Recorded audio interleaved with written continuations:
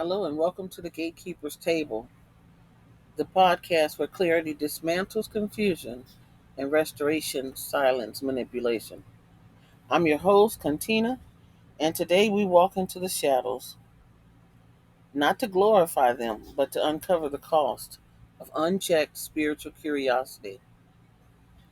This is the haunting of curiosity. Let's talk about Dan Rivera and Annabelle. First of all, I want to send love and prayers to his family and his team because I know they're suffering from his loss. But if you didn't know, on July 13th, paranormal investigator Dan Rivera passed away.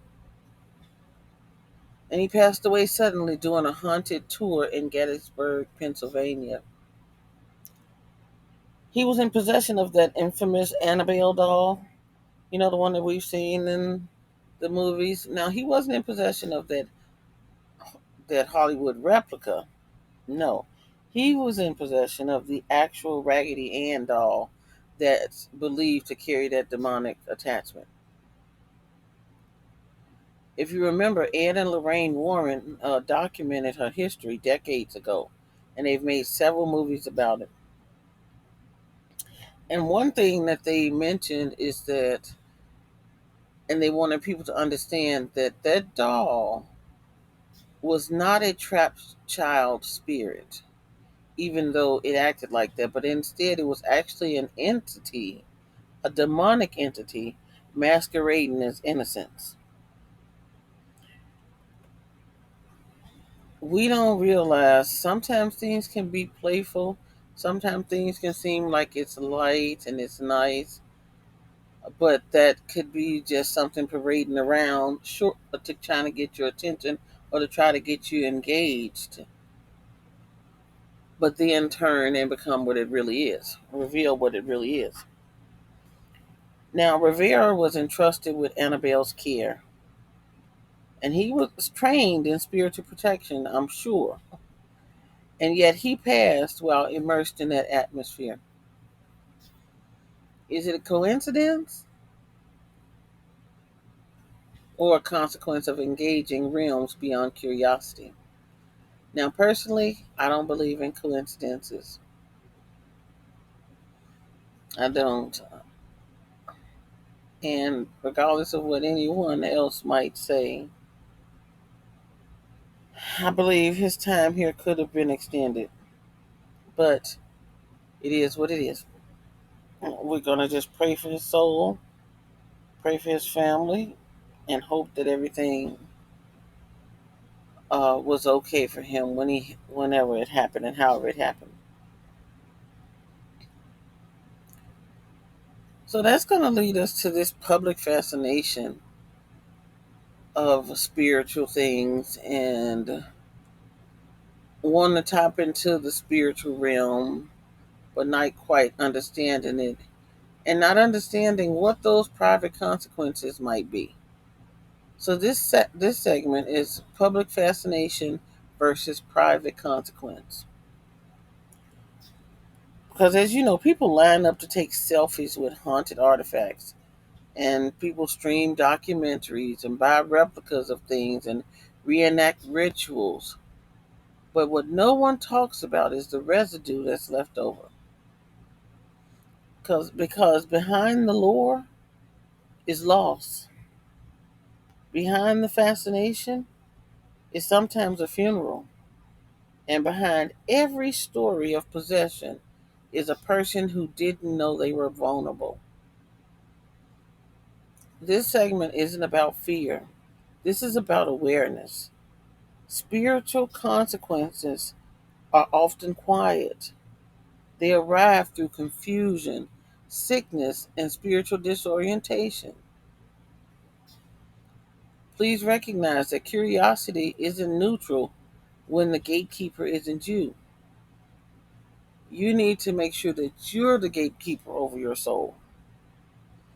You need to make sure that you're protected and you know what things you should and should not be tapping into.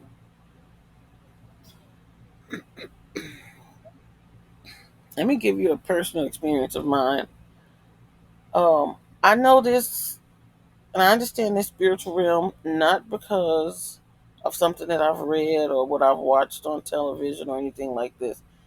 I know this from personal experiences, numerous personal experiences with encounters with both the divine and the demonic. And I could tell you some stories, which I probably will one day if you continue to listen to the podcast or watch the videos that I put up on YouTube. But I want to talk to you specifically, since we're talking about Annabelle, about something that happened to me when I was 7 years old. Now, I received a doll for Christmas. And I don't know, during that time, which they probably still have these programs now, but you can go to events or be a part of community programs that give gifts to children on Christmas and give Thanksgiving and Christmas stuff, or it might be just some organization just giving gifts to a whole bunch of children. Well, we had that during the time when I was younger, and I'm not for certain exactly where this gift came from, if it came from one of those events that my mom just went and picked up because it was distribution day, or it was something that she particularly bought herself. I just remember the experience. Now, this doll, she was tall, probably about 3 feet tall. I think you guys probably have seen her. She got, you know, beautiful blonde hair, a golden ponytail. She's got nice clothes. Um, and when I received her, it felt like magic. It really did. I was so fascinated with this doll because it was the first big doll I had ever had. Now, I had the little Barbie heads that you could sit on the table and you could do their hair and everything like that. So I had that kind of doll, but I never had a bigger doll that was big enough that could sit at my tea table, set that I had. And so, when I got her, oh my God, I played with her all the time, all week. We did tea parties at the table set.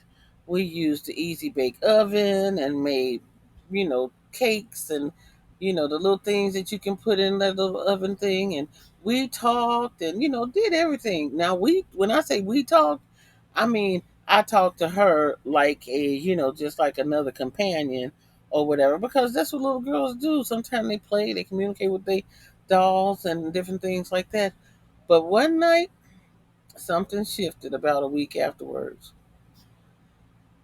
I woke up to this doll calling me from the living room where I had left her.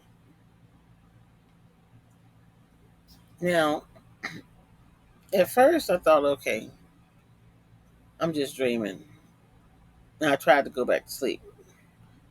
But I heard her again calling me, Mommy, Mommy, Mommy, in a soft voice, familiar but also strange. Because this doll had never spoke to me before. Um, but I could hear her calling me from the living room. Then all of a sudden, I heard footsteps, high heeled footsteps. I could hear the clunking of my mother's shoes, high heel shoes, walking down the hall as my dog was calling me, Mommy, Mommy. Of course, I sat wide awake in my bed for a few minutes, a few seconds. I don't know how long it was. It just felt so eerie that the next thing I know, I was up under my covers with my fingers in my ear. I didn't want to see or hear anything else. That was enough for me. So the next morning, when I got up, I took that doll that I loved so much and I was having so much of a wonderful time with that whole week after Christmas, and I put her little butt outside in the alley. Now, I don't know whatever happened to her. And I don't know if somebody else got her. And if they did, I apologize if they had any experiences. But all I know is that she wasn't staying in my house no more. Mm-mm, mm-mm, mm-mm. Not when you didn't come with a push button that says, push this and I'll talk to you. No, she ain't have none of those kind of capabilities. She was out of there. And that was the moment that I learned that not everything pretending to be play is safe. I didn't know that name for it at that time. I didn't, but my discernment already had the answer. Ironically, I had already met God. I had already had my spiritual experience to acknowledge that there was a heaven and hell by reading the Bible and understanding things when I was younger. So I was able to recognize it. But just think about these other children and people who don't understand, who don't have a inkling, and who don't have spiritual discernment like I had even at a young age. So I had the answer, and the answer was remove it. And that's what I did. So let's talk about spirits and objects in a sense of how this works. Spirits don't possess objects the way movies show, but they attach. They do. Items can carry energetic residue, like residuals and stuff like that, from rituals, curses, invitations, especially when the user lacks boundaries or understanding.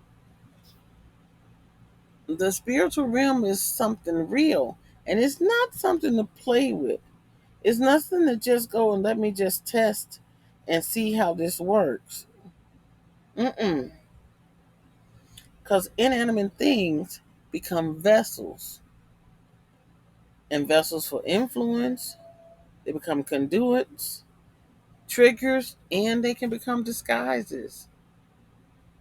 And it's often emotional engagement like love, nostalgia, and caretaking that opens the door, because we get these things and then we almost worship them and idolize them, that we open an unknown door.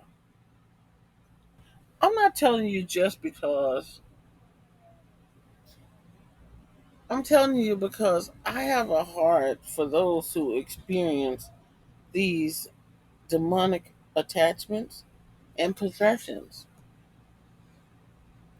Let me give you one more small incident that, and I'm not going to tell you the whole story here, but what I am going to tell you is I knew this woman who was fully possessed with a demon. And once I got to the root of how this demon got in, she had went to see someone in Louisiana about a relationship that she was in that she wanted so badly to work out. And they gave her some instructions and something that she needed to do at the crossroads.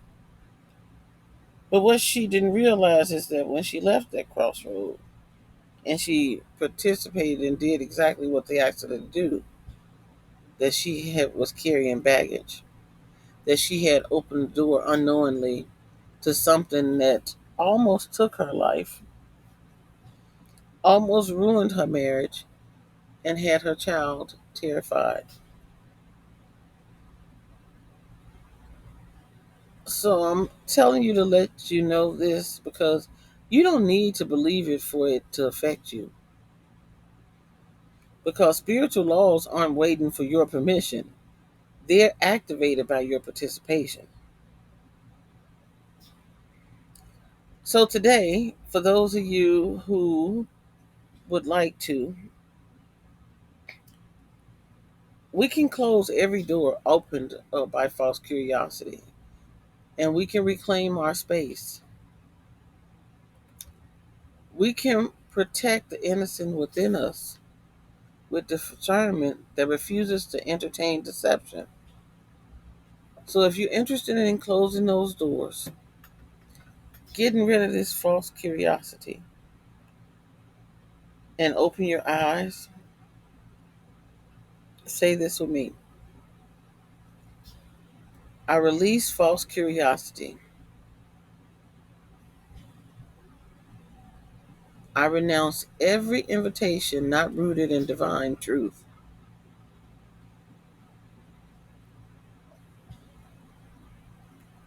My space is sacred and my gates are guarded.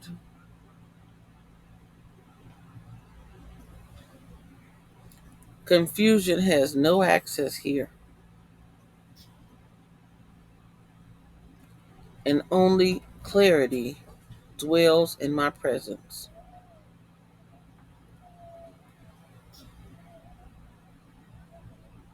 And I will say, in Jesus' name, amen. Now, in our next episode, we're diving into Darvo, the psychological tactic that mirrors spiritual manipulation. Because when narcissism meets spirit, it doesn't just gaslight, it binds. So if you want to know how you get into these soul contracts, these soul ties, and different things like that, come back for the next episode tomorrow. This is the Gatekeepers Table, and the truth is what sets you free. Thank you, and be blessed.